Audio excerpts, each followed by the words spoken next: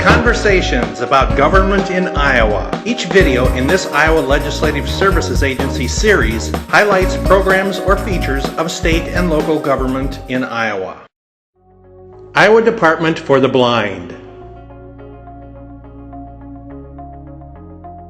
The Iowa Legislature established the Commission for the Blind in 1925. In its early years, the Commission was housed in the Amos Hyatt Building, located in the Capitol Complex.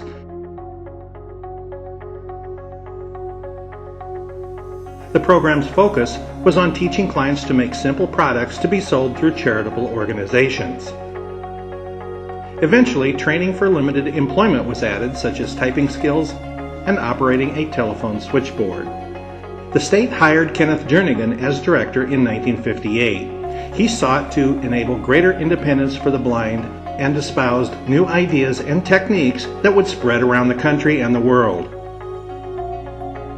including the use of the long white cane to support greater mobility and the use of learning shades to help students who have residual vision concentrate on learning non-visual techniques without being distracted by visual input, which can be misleading or unreliable. In 1960, the Iowa Commission for the Blind acquired its current location, a former YMCA building in downtown Des Moines. Under Jernigan's direction, a strong orientation and adjustment program was established that included many activities it was thought blind people couldn't do. In 1969, Director Jernigan described what the Commission offered. We have, as you know, in this building here, a variety of activities headquartering up. We have an orientation and adjustment center for the training of the blind of the state. We have a library which sends out books on a loan basis to blind persons throughout Iowa. We have a home teaching program for blind adults. We offer special tools, aids, and appliances to the blind of the state. We have a rehabilitation program for the blind where we go out into the field and work with blind people in all types of training situations. Jernigan was often quoted as saying that blindness is not a handicap, only a characteristic. This philosophy led to greatly expanded opportunities for clients of the Commission. Among those was the creation and expansion of a library offering recorded and braille materials at no cost to blind Iowans.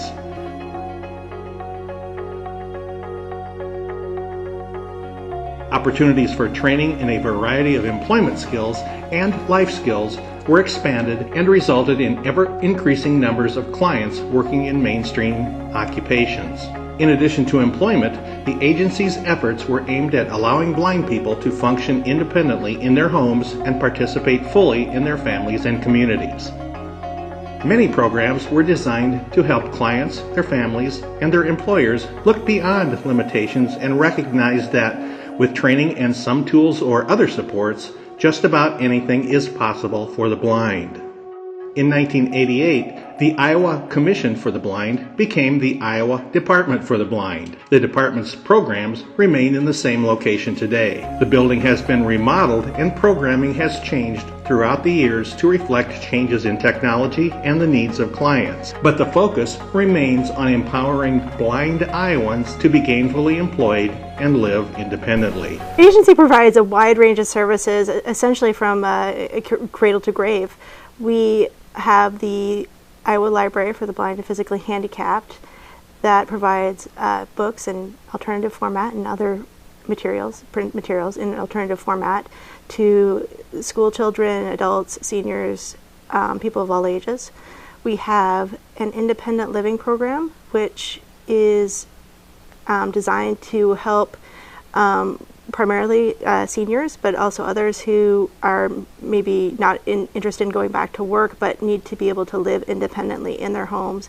A very large part of that is our Orientation and Adjustment Center that teaches the skills of blindness and also helps our students to become self-confident and develop a positive attitude towards blindness. So we also provide, as part of the vocational rehabilitation program and also in our independent living program, technology services that enable folks to learn how to use different pieces of equipment, computers, iPads, Android devices, anything that has buttons or screens or whatnot, to use them in different ways, either with speech, synthetic speech, or through electronic braille output, or through magnification. So we keep up to date with the latest developments in technology and help people to utilize that in their employment and to live independently in their homes.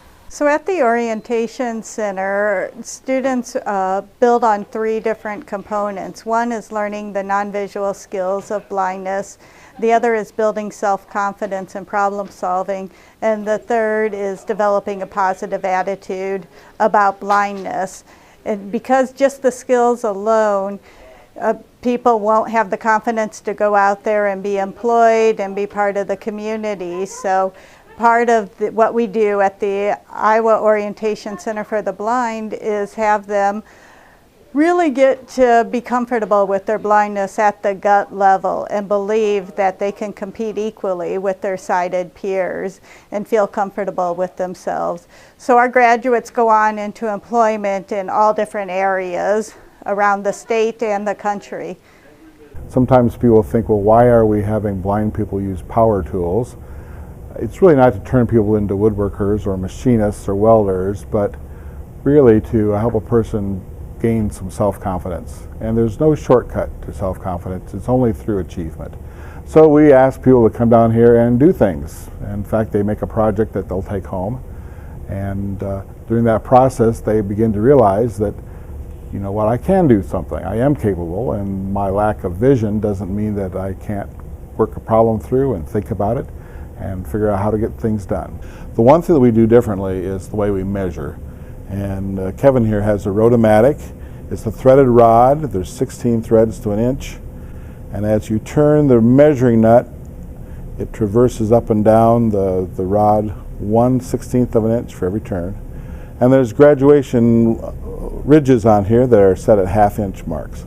So if you end up at 7 inches, if you want to add 1/4 of an inch, that's just 4 more turns. And there's a little locking nut that locks it down so that you can maintain that measurement. And we use it all the time on all of our saws.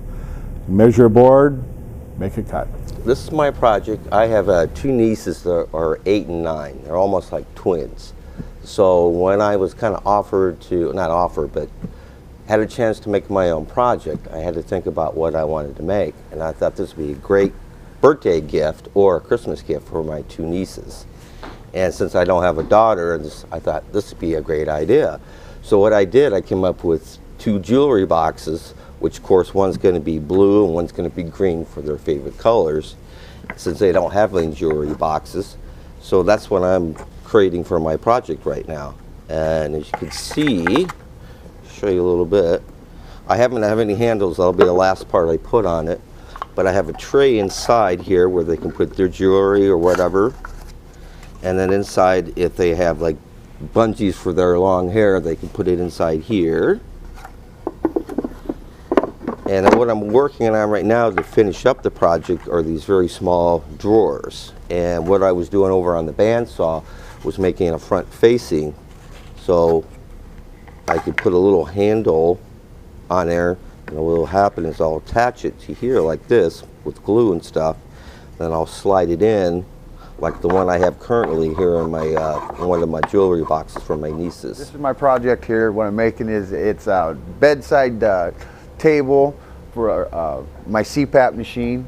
I have a bottom cabinet down here in which will keep my distilled water supplies and whatnot in 2 drawers. I've been working very diligent on it for some time. I hope to stain it red with some shiny brass hardware. So this is computer class, which is really everything and anything related to technology. So being able to use a phone, whether it's a basic phone to a smartphone, Android and Apple based. Also being able to scan documents and read them, print documents. But then primarily we do work with the computer, so being able to type without looking at the keyboard, and then how to interact with the computer where it reads aloud what's on the screen instead of you looking at the screen, and then you use the keyboard to navigate instead of with the mouse. So we really cover any technology skills that somebody's going to need. We also do work with Braille in this class. Instead of just being able to listen to what's on the computer screen, we also have Braille displays that allow someone to read in Braille what's on the screen, which can be very useful for more detailed editing of seeing exactly the punctuation in someone's writing or exactly how things are spelled, as well as for being able to access what's on the computer in situations where you don't want to have sound, such as in meetings or in classes. Welcome to the Iowa Library for the Blind and Physically Handicapped. We are located on the 4th floor of the Iowa Department for the Blind. We are a regional library for the National Library Service, which is under the Library of Congress. So we provide services to the entire state on their behalf. We serve anyone who is unable to read standard print, whether that's due to blindness, low vision, physical disability, or a reading disability. Our audiobooks are placed onto special cartridges that look like this, and then they are also used in our special player that's been designed for ease of use. Our cartridges have a USB in the center, a USB drive in the center, and we're able to get, depends on the length of the book, but at times we can get up to over 20 books per cartridge. Player on. Press any button to learn about its function. 9. Books. Harry Potter and the Order of the Phoenix. So our library contains materials just as you'd find in your public library, but in different formats. We have audio, large print, Braille, and electronic text for our patrons.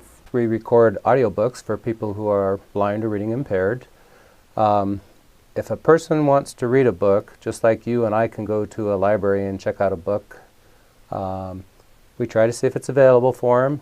If it's in our collection, it's pretty easy. We can just check it out to them. But if the book isn't already available, then we do a search. We have network libraries all over the United States that participate. We're part of the National Library Service, Library of Congress. And so we search the libraries to see if that book exists in another library, and if it does, we'll borrow it and check it out to them from another library. And if that book doesn't exist, as long as they can provide us with a copy of the book, we'll go ahead and record that book for them. The Iowa Department for the Blind, continuing to provide services, training, and education to blind Iowans.